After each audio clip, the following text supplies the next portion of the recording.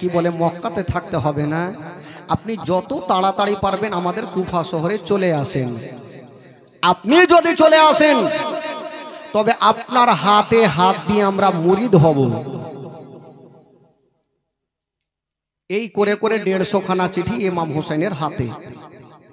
ইমাম হোসেন চিঠিগুলাকে জমা রাখলেন। মনে মনে ভাবছেন আমাকে তারা এত ভালোবাসে, আমি আর তাহলে দেরি করব না, আমি এখনই চলে যাব সেই কুফাতে। বেরাদার বন্ধুগণ, বাবা যে আমার শোনন মা,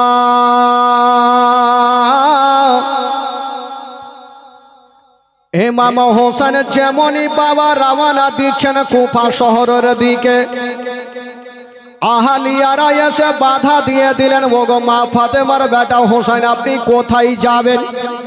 বলল আমি যাব সেই কুফা শহরে। আহলিয়ারা বলছেন ওগো হুজুর ওই কুফা শহর আপনাকে আমরা কোনো মতে যেতে দেব না। বলল কেন? বলো এই জন্য দেব না, ওই কুফার মানুষেরা ভালো নয়, কুফার মানুষেরা গাদ্দার বেওয়াফা। বলল না, আমি 150 খানা আমার নামে চিঠি এসেছে। বাবা গো ওই 150 খানা চিঠি বার করে দিয়া আহলিয়াদের সামনে রেখে দিয়েছেন। ওরে আমার আহলিয়ারা, কুফার মানুষেরা আমার নামে যে 150 খানা চিঠি লেগেছে, আমাকে তারা অনেক ভালোবাসে, আমি যাব কুফা শহরে। লোকজন বলছেন হুজুর আপনাকে কুফা আমরা কোনো মতেই যেতে দেব না। বলল কেন? বলল হুজুর ওই কুফার মানুষেরা গাদ্দার, কুফার মানুষেরা বেওয়াফা, তারা ভালো নয়। সকাল বেলাতে তাদের রং হয় আলাদা, আর বিকাল বেলাতে তাদের রং হয় আলাদা, এই জন্য হুজুর আপনাকে যেতে দেব না। ইমাম হোসেন বলেছিল ওরে আমার আহলিয়ারা আমাকে তোমরা বাধা দিও না, আমাকে কুফা শহরে যেতে দাও। বাবা গো ইমাম হোসেন বারবার করে বলতেছে, আহলিয়ারা বলছেন হুজুর আমরা কোনো মতেই কুফা শহরে আপনাকে যেতে দেব না। ইমাম হোসেন বলছে যাব, আর ইনারা বলছেন হুজুর যেতে হবে না, কারণ কুফার মানুষেরা ভালো না, এখন মিষ্টি বলে আপনাকে ডাকছে, পরে থেকে গাদ্দারি করবে। ইমাম হোসেন বলল তাহলে কি করব? লোকজন বলল হুজুর এক কাজ করেন, আপনি যাবেন, আপনাকে মানা করব না হুজুর, তবে আপনার যাওয়ার আগে আমাদের মধ্যে একজনকে কুফাতে পাঠিয়ে দেন। কুফার ভালোবাসা দেখবে, ব্যবহার দেখবে, যদি ভালোবাসা কি বলে ব্যবহার ভালো থাকে তাহলে আমাদের লোক আপনাকে চিঠি লিখবে, ওই চিঠি পাওয়া মাত্র আপনি চলে যাবেন। ইমাম হোসেন বলেছিল আমি যাকে পাঠাবো তার কি হবে? লোকজন বলেছিলেন হুজুর আমাদের মধ্যে কেউ গিয়ে যদি শহীদ হয়ে যায় তবে দুনিয়া কাঁদবে না, আর আপনি গিয়ে যদি শহীদ হয়ে যান তবে দুনিয়ার চোখের পানি বন্ধ হবে না। হুজুর আমরা গিয়ে যদি শহীদ হয়ে যায় দুনিয়া কাঁদবে না, আর আপনি গিয়ে যদি শহীদ হয়ে যান তবে দুনিয়ার চোখের পানি থামবে না। তো ইমাম হোসেন বলল তাহলে কাকে পাঠাবো?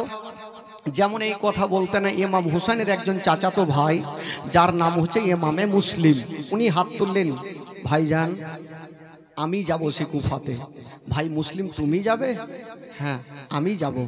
ঠিক আছে ভাই, যখন তুমি যাবে তবে যাওয়ার জন্য রেডি হয়ে যাও। ইমামে মুসলিম বলেছিলেন হুজুর আমি যাব, জানি না কুফা শহর থেকে ঘুরে আসবো কি আসবো না, তাই যাবার আগে ফজরের নামাজটা জামাতে পড়ে আমি কুফা রওনা দিব। বাবা গো ফজরের যখন মসজিদে আজান হচ্ছে, আসসালাতু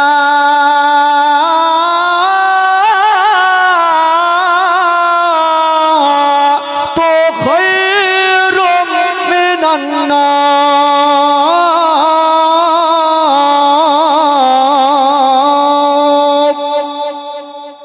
যেমনই আজান হয়েছে বন্ধুরা ইমামে মুসলিম নামাজ আদায় করলেন। যেমনই নামাজ পড়েছেন বাবা, সামানপত্র গোছাচ্ছেন বন্ধুরা, যেমনই সামানপত্র গোছাচ্ছে গো বাবা, যদি কাউরি বাবা তো বাবা গো দিল্লি বোম্বাই যাই, তবে আত্মীয় স্বজনেরা বেটা বেটি সবাই জিজ্ঞেস করবে আব্বা আপনি কোথায় যাবেন, সামানপত্র কেন গোছাচ্ছেন। ইমামে মুসলিম যখন সামানপত্র গোছাচ্ছে মা গো, ইমামে মুসলিমের দুটা বেটা ছিল যাদের নাম ছিল মোহাম্মদ আর ইব্রাহিম। এসে বাপের হাতখানা ধরে নিয়েছেন, আব্বা গো আব্বা আপনি সামানপত্র গোছাচ্ছেন, আব্বা আপনি কোথায় যাবেন বলুন। ইমাম মুসলিম বলেছিলেন বেটা আমি তো যাব সেই কুফা শহরে বেটা, আমাকে তোমরা খুশি মনে বিদায় দাও। আহ জীবনের মধ্যে সব থেকে এই যে ঘটনা, ইমামে মুসলিমের দোনো বেটা, এই বহিনেরা খালারা নানিরা একটু চুপচাপ থাকেন। ইমামে মুসলিমের দুটা বেটা বলেছিলেন আব্বা আপনি যে যাচ্ছেন আব্বা তো আমাদের কি হবে, আমাদের তো মা জগৎ থেকে চলে গেছেন আব্বা, আব্বা আপনি যখন যাচ্ছেন আমাদেরকেও সাথে করে নিয়ে চলেন। ইমামে মুসলিম বলেছিলেন বেটা তোমাদের নিয়ে যাব না। বলল কেন? বলল জানি না বেটা, কুফার মানুষের ব্যবহার কেমন আছে কেউ জানে না, আমি যাচ্ছি বেটা, যদি বিপদে পড়ে যায় আমি পড়ব, তোমাদের বিপদে আমি পড়তে দেব না। দোনো বেটা বলেছিলেন আব্বা গো, ও গো আব্বা আমাদের মা নাই, মা জগৎটা ছেড়ে চলে গেছে গো আব্বা, যারা মা দুনিয়াতে নাই তারা দুনিয়াতে কিছুই নাই গো আব্বা। আব্বা গো আপনি যাচ্ছেন আব্বা, জানি না যদি আপনি ঘুরে আসবেন কি আসবেন না, আব্বা গো আপনি যদি চলে যান আমাদের সারাটা জীবন অন্ধকার হয়ে যাবে। ইমামে মুসলিম বলেছিল বেটা রে, ওরে লাডলা দুলারা, ওরে কলেজার পারা, ওরে নয়নের তারা, তোমরা জিদ করো না, জানি না বেটা কুফার মানুষেরা গাদ্দার না ভালো, যদি বেটা তারা গাদ্দার হয় তবে আমি বিপদে পড়ে যাব, তোমাদের বিপদে ফেলবো না। দোনো বেটা বাপের হাতখানা ধরে বলছেন আব্বা গো কপালে যেটা লেখা আছে সেটা হবে, আব্বা গো আপনি যদি বিপদে পড়ে যান তবে আব্বা গো আমরাও বিপদে পড়ব, কিন্তু আব্বা গো আপনাকে একাই আমরা পাঠাবো না। আব্বা যদি বিপদে পড়তে হয় আমরাও পড়বো আব্বা, একাই আপনাকে ছাড়বো না। ইমামে মুসলিম বলছে না রে বেটা জিদ করো না, দোনো ভাই আলোচনা করছে, আব্বাকে যদি বলি আমার আব্বা নিয়ে যাবে না, তবে আমার আব্বাকে যদি একজন বলে দেয় আমার আব্বা মানা করবে না, সেটা হলো আমাদের চাচা ইমাম হোসাইন। হোসাইন যদি আমার আব্বাকে বলে আমার আব্বা না করতে পারবে না। বলছেন আব্বাকে একটু দাঁড়ান, আমরা আসতেছি একটু ভিতর থেকে। কোথায় যাবি বেটা? আব্বা আপনি দাঁড়ান। দোনো বেটা এক অপরের হাত ধরে দৌড়াতে লেগেছে। বাবা গো কেতাবে লিখছেন 6-7 বছরের ছেলে, ছোট ছোট ছেলে বাপের সাথে যাওয়ার জন্য চাচার সামনে গিয়ে দাঁড়িয়ে গেছেন। বলছেন চাচা গো, ও গো চাচা, চাচা গো একটা কথা বলবো চাচা। দোনো ছেলে বাবা গো এত সুন্দর চেহারা, এত সুন্দর চেহারা, ইমাম হোসেনের হাত কানা ধরে নিয়েছেন। চাচা গো আমাদের মা জগতে বেঁচে নাই, চাচা আমার আব্বা কোথায় যাচ্ছে? চাচা আমরা এত করে বললাম আমার আব্বা আমাদের নিয়ে যেতে চাই না গো চাচা। আরে বেটা তোরা কি যাবি? হ্যাঁ চাচা, তার জন্য তো এসছি আপনার কাছে। একটু আমার আব্বাকে বলে দেন চাচা, আমাদের যেন সাথে করে নিয়ে যায়। ইমাম হুসাইন ডাক দিচ্ছেন, ভাই মুসলিম একটু কাছে আসো। ইমামে মুসলিম চলে আসলো। ও ভাই মুসলিম, তুমি যখন যাচ্ছ তোমার দুটা লাডলাকে সাথে করে নিয়ে যাও। ইমামে মুসলিম বলছেন, হুজুর জানি না তারা কেমন আছে, আমি দুটা বেটাকে কেমন করে আমি নিয়ে যাব। বলল, ভাই যা কপালে যেটা লেখা আছে সেটা হবে। না করতে পারলেন না, ঠিক আছে বেটা চলো, যখন তোমরা যাবে তোমাদের সুন্দরভাবে আমি গোসল বানিয়ে দিই। বেরাদার বন্ধুগণ, বাবা ইমামে মুসলিম দোনো বেটাকে নিয়ে গেল। বাবা গো সুন্দর করে গোসল বানিয়ে দিচ্ছেন, সুন্দর করে গোসল বানাচ্ছেন। আর ইমামে মুসলিমের চোখ দিয়ে ঝরঝর করে পানি। দোনো ছেলে বলছেন, আব্বা গো আপনার চোখ দিয়ে পানি কেন? বলেছিলেন, ওরে বেটা মানুষ যখন ইন্তিকাল করে যায় বেটা, তখন তাকে শেষবারের মতো গোসল দিতে হয়। বেটা রে, আজকে তোমাদের গোসল বানিয়ে দিচ্ছি বেটা, মনে হয় আর কখনো গোসল দিতে পাবো না। এই কথা বলতে নাই দোনো বেটা বাপের হাতখানা ধরেছেন, আর ডুগরে ডুগরে কাঁদছেন। বাবা বলছেন, আব্বা গো আপনি চোখের পানি ফেলবেন না, আমাদের সাথে করে নিয়ে চলেন। ইমামে মুসলিম ওই দোনো লাডলা দুলারাকে সুন্দর করে গোসল বানায়া, সুন্দর পোশাক পরায়া বাবা গো দুলদুলের সামনে বসিয়ে দিয়েছেন। ইমামে মুসলিম সবাইকে ক্ষমা করেছেন। ও গো আমার আলিয়ারা, আমাকে তোমরা সবাই ক্ষমা করে দাও। বাবারা ভাইরা, সেই দিন ইমামে মুসলিম কোনো বিয়ে বাড়িতে যায়নি রে বাবা। সেই দিন ইমামে মুসলিম কোনো ভোজ খাবার জন্য যায়নি বন্ধুরা। ইসলামের জন্য তিন বাপ বেটা বাবা গো শহীদ হতে চলে যাচ্ছেন, আল্লাহ রাস্তাতে চলে যাচ্ছেন। ইমামে মুসলিম বলছেন, ও গো মা ফাতেমার বেটা হোসাইন, আপনি আমাকে ক্ষমা করে দিন, আমার জন্য দোয়া করবেন, আমি যেন কামিয়াব হতে পারি। ইমাম হোসেন বলেছিল, ভাই মুসলিম যাও তুমি তাড়াতাড়ি করে চলে যাও। ইমামে মুসলিম দোনো বেটাকে সামনে বসিয়েছেন, আর সবাইকে ক্ষমা করে দিয়া সবারই কাছে ক্ষমা চেয়ে নিয়ে বাবা গো শেষের মতো মক্কাকে সালাম করে দিয়ে কুফার রাস্তাতে রওনা দিয়ে দিলেন। সবাই দেখতে থাকলো, আর তিনও বাপ বেটা চলতে থাকলো। আহ ভাই, যেমনই চলতে লেগেছেন বাবা, ওইদিকে কুফার মানুষেরা তারা গাদ্দার বেওয়াফা ছিল বন্ধুরা, তাদের নিয়ত ভালো ছিল না। বেরাদার বন্ধুরা, তারা যখন জানতে পেরেছে ইমাম হোসেন আসে না, উনার চাচাতো ভাই মুসলিম এসেছে, তারা রাস্তাতে দাঁড়িয়ে আছেন, ও অপেক্ষা করছেন যেমন ইমামে মুসলিম বাবা ওই কুফা শহরে ঢুকেছেন বন্ধুরা। ওই কুফার মানুষেরা বাবা দৌড়িয়ে চলে আসিল, ছাদের মতো চেহারা, সূর্যর মতো চেহারা। ধনো বাচ্চাকে বাবা গো গালে মুখে চুমা দিতে লেগেছে।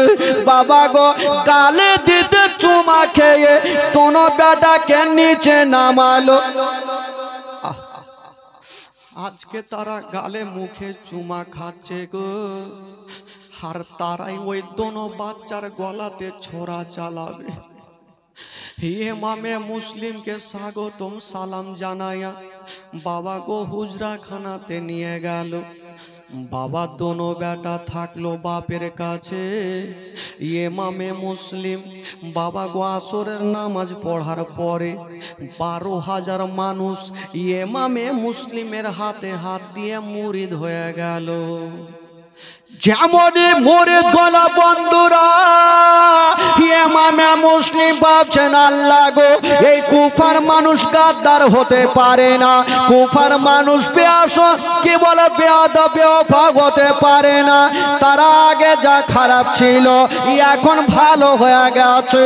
একই টাইমে একই ওয়াক্তে যদি 12,000 মানুষ আমার হাতে হাত দিয়ে মুরিদ হয়ে যেতে পারে, তবে ইমাম হোসেন যদি চলে আসে তবে কত লোক মুরিদ হতে পারে।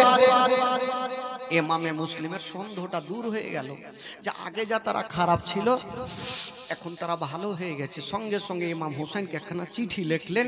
চিঠিতে লিখছেন, ওগো মা ফাতেমার বেটা হোসাইন, আমি যে খবরটা নিতে এসেছিলাম তারা আগে খারাপ ছিল এখন তারা ভালো হয়ে গেছে, আপনি দেরি করবেন না, তাড়াতাড়ি করে চলে আসুন। এই চিঠি ছাড়তে নেই, বিপদ বাবা আসতে নেই। একটা লোক ইয়াজিদের কাছে গিয়ে একটা কথা বললেন, ওগো ইয়াজিদ, কি হলো? বলে কুফা শহরের দুটা নারা চলে। কেমন? বলে একটা চলে হোসাইন জিন্দাবাদ আর একটা চলে ইয়াজিদ মুর্দাবাদ। ইয়াজিদের মিজাজ খারাপ, যে আমারই তো গভর্নর নওমান বিন বাসিরকে রাখা আছে। বলে হুজুর, উনি আপনার নুন খায় সুদ খাই আর উনার গুণ গাই, তাহলে কি করব? বলে এখনই একটা হাড্ডা ছাওয়াড়া লোককে পাঠিয়ে দেন, আর না হলে কুফাকে বাঁচাতে পারবেন না। কাকে পাঠাবে? ইয়াজিদ একটা লোককে পাঠিয়েছিল যার নাম ছিল ওবায়দুল্লাহ ইবনে জিয়াদ। আপনারা শুনেছেন বাবা, ওবায়দুল্লাহ ইবনে জিয়াদ ইমাম হোসাইনের মতো পোশাক পরে বাবা গো কুফা শহরে ঢুকছেন। আর লোকজন ভাবলো ইমাম হোসেনকে মুসলিম চিঠি লিখেছে, ইমাম হোসেন আসছে। যখন কাছাকাছি হলো, হাতে তরবারি আর মুখটাকে এইভাবে ঢেকে নিয়ে যেন চিনতে না পারে, ঢেকে নিয়ে কুফা শহরে ঢুকলেন। লোকজন ভাবলে ইমাম হোসেন চলে এসেছে, সঙ্গে সঙ্গে সালাম জানালেন। তো ওবায়দুল্লাহ ইবনে জিয়াদ ভাবলো, আমি যদি জোরে উত্তর দিই তাহলে হয়তো জেনে যাবে যে এটা তো ইমাম হোসেন নাই, এটা হলো ওবায়দুল্লাহ ইবনে জিয়াদ। আস্তে সালামের জবাব দিলেন। তো লোকজন আলোচনা করছে, হাগো আমরা হোসেনকে এত জোরে সালাম করলাম আর হুজুর আস্তে সালামের জবাব কেন দিলেন? আবার কেউ বলছে হয়তো অত দূরের রাস্তা এসে তার জন্য হয়তো খাসতে গেছে। যাকে চলো নিয়ে চলো, বাবা গো সামনে নিয়ে যাচ্ছেন ওবায়দুল্লাহ ইবনে জিয়াদ। বাবা গো যেমনই ঘরের পাশে যেতে নাই, ছাদের ওপরে চেপে গেল। যেমন ছাদের ওপরে চেপেছে বন্ধুরা, বাবা চেহারা থেকে বাবা পোশাক খানা টেনে নিয়া বলছেন, ওরে কুফার মানুষেরা, তোমরা যাকে মনে করেছো ইমাম হোসাইন, আমি ইমাম হোসাইন নয়, আমি হলাম মারজানের বেটা ওবায়দুল্লাহ ইবনে জিয়াদ। সবাই থমকে দাঁড়িয়ে গেল। আরে আমরা হোসেন মনে করে নারা লাগালাম, সালাম জানালাম, এটা তো ওবায়দুল্লাহ ইবনে জিয়াদ। এবার ওবায়দুল্লাহ ইবনে জিয়াদ বলল, শুনো, কে তোমরা আছো যে ইমামে মুসলিমের হাতে হাত দিয়ে মুরিদ হয়েছো? এখনই মুরিদ ভেঙে দাও, নচেত একটা কেউ জিন্দা রাখবো না।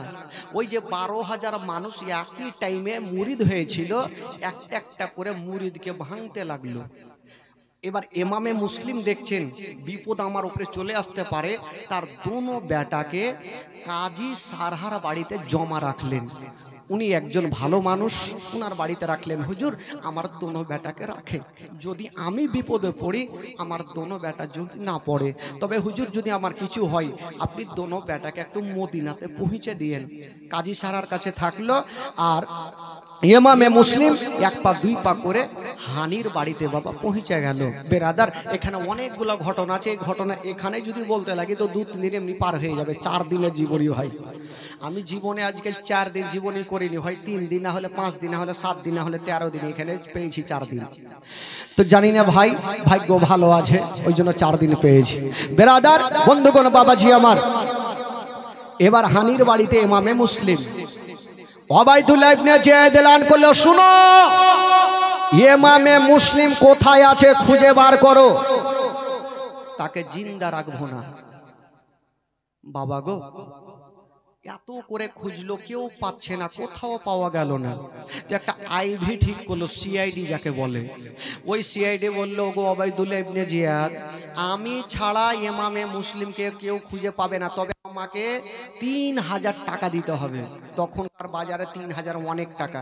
বলে তুই টাকা কি করবে? আগে টাকা দেন, তাহলে ইমামে মুসলিম কোথায় আছে আমি খুঁজে বার করব। টাকা বাবা দিয়ে দিলেন আর ইমামে মুসলিমকে খোঁজার জন্য বেরিয়ে গেল। ওই সিআইডি কখনো মসজিদে, কখনো গির্জাতে, কখনো হাটে, কখনো বাজারে, কখনো আর কোন জায়গাতে খুঁজে ইমামে মুসলিমকে কোনো মতে পাওয়া যায় না। ও যুবক বন্ধুরা, ওগো সোনা মানিকেরা, ওগো আমার মা বোনেরা, ওই বাবা আইবি সিআইডি বাবা গো চতুর্দিকে খুঁজতেছিল, সব জায়গা দেখে নিয়েছে, কিন্তু ইমামে মুসলিমকে পাওয়া গেল না। আইভি মনে করলো আর একটাই জায়গা আছে কুফার জামে মসজিদ, একবার ওখানে যাই। যেমনই মসজিদে যাচ্ছেন বাবা, সবাই নামাজ আদায় করছেন বন্ধুরা, আরে ইমামে মুসলিম ফেরাদার ওই হানির বাড়িতে ছিল। আর ওই আইভিটা গিয়া দেখছেন সবাই নামাজ পড়ছে, কেবল একটা লোক বয়স্ক করে মাথায় টুপি আর বড় বড় দাড়ি পাঞ্জাবি পরে অজু বানাচ্ছে। তো ওই আইভি লোকটাকে জিজ্ঞাসা করছেন, চাচা চাচা গো, সবাই নামাজ পড়তে লেগেছে, আপনি এত দেরি কেন করছেন? বলে বাবা বলিও না, কাজে কামে ব্যস্ত, তাই জামাত ধরতে পারলাম না। বলে চাচা আপনাকে একটা কথা বলবো, একটু বলবেন? বলে কি হলো? বলে হুজুর আমি বড় পাপী, বড় তাপী, অনেক দিন থেকে আমি ইমামে মুসলিমকে খুঁজাখুঁজি করছি, আহলে বাইতের ছেলে, তার হাতে হাত দিয়ে আমি মুরিদ হব, উনি কোথায় আছে আপনি একটু বলতে পারবেন? তো এই লোকটা বললো, আরে বাবা তুই এত লোকজনকে পালি না, তুই আমাকে জিজ্ঞাসা করলি? তো আইভিট একটু ওকে উঁচা বানাচ্ছে, হুজুর আপনার মুখে দাড়ি, এত সুন্দর চেহারা, আপনি এত ভালো মানুষ, তাই তো আপনাকে জিজ্ঞাসা করছি। ওই লোকটা বললো, বাপরে বিনা পয়সাতে আমার এত নাম হয়েছে, একে বইলেই দি হয়তো ভালো লোক আছে, কিন্তু জানে না এই লোকটা হচ্ছে সিআইডি। বলতে লাগলো, ঠিক আছে আমি তোমাকে ইমামে মুসলিমের খবরখানা দেব। যুবক বন্ধুরা, এবার ওই নামাজি লোকটা ওই সিআইডি কে নিয়ে চলে গেল, হানির দরওয়াজাতে রেখে দিল। ওগো যাও যাও, ওই যে দেখছো এই ঘরটাতে আছে ইমামে মুসলিম। ওই সিআইডি ওই আইবি বাবা ঘরে ঢুকে গেল, আর যেমনই ঘরে ঢুকতে নাই বাবা ইমামে মুসলিমের সামনে গিয়ে পড়ে গেছেন। হুজুর আমি বড় পাপী, বড় তাপী, আপনার কাছে আসলাম হুজুর, 3000 টাকা রেখে দিলেন, হুজুর আমাকে আপনি মুরিদ বানিয়ে দেন। ইমামে মুসলিমের মনের মধ্যে কোনো ময়লা মাটি ছিল না, ভাবলো লোকটা একটু ভালো মানুষ, আমি মুরিদ বানিয়ে দিই, আমার কাছে এসেছে, মুরিদ বানালেন। আর ওই আইভিটা চতুর্দিকে দেখে নিলেন, কটা জালনা, কটা দরওয়াজা, কোনটা গেট, কোনটা ঘরে আছে, কোন জায়গাটা আছে, সব কিছু দেখে নিয়ে পৌঁছে গেলেন ইমামে কি বলে ওবাইদুল্লাহ ইবনে জিয়াদের কাছে খবরটা জানিয়ে দিলেন যে হুজুর আমি বলেছিলাম আমি খবর দেব, উনি এখন হানির বাড়িতে আছে। হানির বাড়িতে আছে, ঠিক আছে তাহলে হানিকে ডাকা হোক। হানিকে ডাকা হইল, বলছে হানি তুমি একটা কথা বলো, তোমার বাড়ি থেকে ইমামে মুসলিম আছে? হানি চিন্তা করছেন, নবী বংশের ছেলেকে নিমন্ত্রণ করে পাওয়া যায় না, আমার বাড়িতে এসেছি, জায়গা দিয়েছি, কিন্তু জানালো কেউ, আইভি ছাড়া কেউ জানায়নি। হানি বলছেন হুজুর আমার বাড়িতে এসেছে, আমি ডাকি নাই, এসেছে তাই জায়গা দিয়েছি, আমাকে 5টা মিনিট সময় দেন, আমি বাড়ি যাব আর উনাকে বাড়ি থেকে বের করে দেবো। বলল না তোমাকে সময় দেওয়া হবে না। বললো কে আছো যাও হানিকে জেলখানাতে ভরে দাও। যেমন জেলখানায় ভরা গেল গো ইমামে মুসলিম বাবা যেই ঘরটাতে ছিল, বাবা গো হানিকে জেলখানাতে ভরা হয়েছে। ওবাইদুল্লাহ ইবনে জিয়াদ বলল যাও হানির বাড়িকে ঘেরাও করে নাও। লোকজন হানির বাড়িতে যাচ্ছে, আর ওই দিকে কি যেমন হলো ইমামে মুসলিম বাবা হানির বাড়ি থেকে বেরিয়ে কুফার জামে মসজিদে চলে গেল। আর যে জায়গাতে নবী বংশের ছেলেরা চলে যায়, সেই জায়গাতে কাউরি ইমামতি চলবে না। নবী বংশের ছেলে চলে গেছেন, 500 জন মানুষ পিছনে নামাজ আদায় করছেন, আর ইমামে মুসলিম নামাজ পড়াচ্ছেন। ডান দিকে সালাম ফিরায়া, বাম দিকে সালাম ফিরায়া, পিছনে ঘুরে দেখছেন বন্ধুরা, কেবল একটা লোক দেখা যায় না, সব জামাত ভেঙে পালিয়ে গেছে, কেবল একটা লোক বসে বসে ওযু বানাচ্ছে। ইমামে মুসলিম বলছেন, ভাই আমার পিছনে 500 জন মানুষ যে নামাজ পড়ছিল তারা কোথায় গেল? বলল, হুজুর আপনি যখন নামাজ পড়াচ্ছিলেন ওবায়দুল্লাহ ইবনে জিয়াদের একটা লোক ঢোল দিতে দিতে যাচ্ছিল আর বলছিল ইমামে মুসলিমকে যারা বাড়িতে জায়গা দিবে তাদের বাড়ি ঘরকে জ্বলিয়ে দেব। হুজুর সবাই পালিয়ে গেছে, কারণ জানেন আপনার সঙ্গে যেন দেখা না হয়, আপনি তো নবী বংশের ছেলে, যদি কাউকে বলেন যে আপনার বাড়িতে জায়গা না করতে পারবে না, এই জন্য দেখা করবে না, সবাই পালিয়ে গেছে। এই কথা বলতে নাই এই ইমামে মুসলিমের কলেজা খানা যেন চুর চুর হয়ে গেল। আল্লাহ জানি না, আমার মরণের কোনো ভয় নাই, একটাই ভয়, আমার ভাই হোসেনকে আমি চিঠিখানা লিখে দিয়েছি, আমার ভাই হোসেন চলে আসবে। আল্লাহ গো, জানি নাই কুফার মানুষেরা গাদ্দার বেওয়াফা। ইমামে মুসলিম জুমা মসজিদ থেকে বেরিয়ে গেল, রাতের অন্ধকারে রাস্তা ধরে চলে যাচ্ছেন। বাবা চতুর্দিকে জালনা দরওয়াজা বন্ধ, কাউরি বাড়ি খোলা নাই, দরওয়াজা খোলা নাই। ইমামে মুসলিম বলেছিল, ওরে কুফার মানুষেরা আমরা নিজে আসি নাই রে, তোরা 150 খানা চিঠি দিয়ে ডেকে আজকে তোরা গাদ্দারি করছিস রে। বাবা গো, ইমামে মুসলিম যাচ্ছে না আর মুখ দিয়ে একটা ছন্দ বের হচ্ছে, মুঝে কো ফাওয়ালো मुसाफिर न समझो, मैं आया नहीं हूँ बुलाया गया हूँ। जोरे बोलून, मुझे को फवालो मुसाफिर न समझो, मैं आया नहीं हूँ बुलाया गया हूँ। मुझे को फवालो मुसाफिर न समझो, मैं आया नहीं हूँ बुलाया गया हूँ, मैं आया नहीं हूँ बुलाया गया हूँ। बेहस्ते बड़े में मका बन रहा है, बेहस्ते बड़े में मका बन रहा है, मैं बेरा नहीं हूँ बसाया गया हूँ।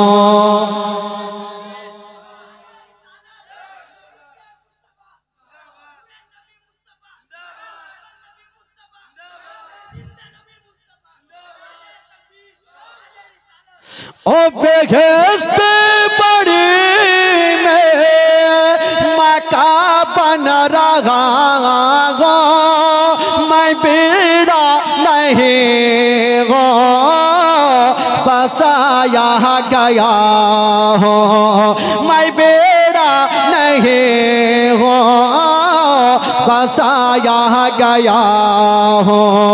खीमा जलाया सामन लुटाया, खीमा जलाया सामन लुटाया, गुलशन को छोड़ा गुलस्ता भी छोड़ा, गुलशन को छोड़ा गुलस्ता भी छोड़ा। जोरे बोलो सुभान अल्लाह।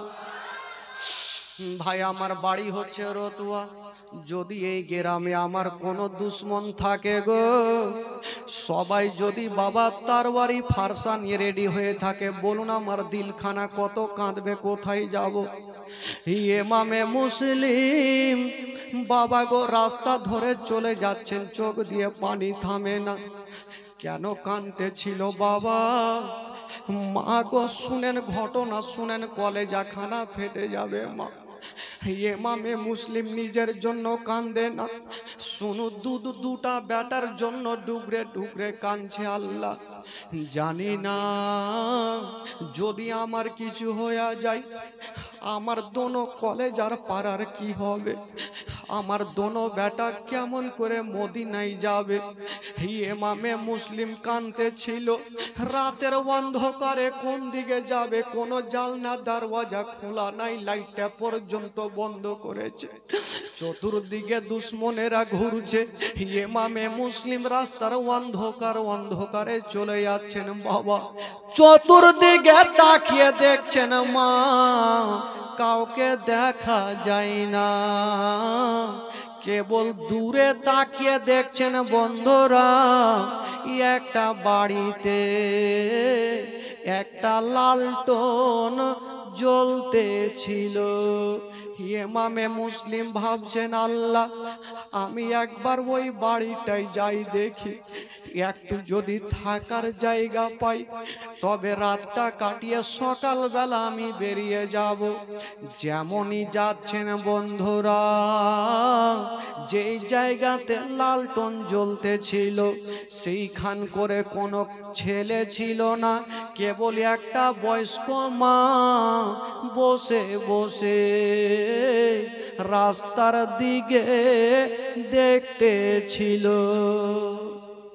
ইমামে মুসলিম গিয়ে দাঁড়িয়ে গেছেন, বলছেন, মা গো তুমি এইখানে কেন বসে আছো?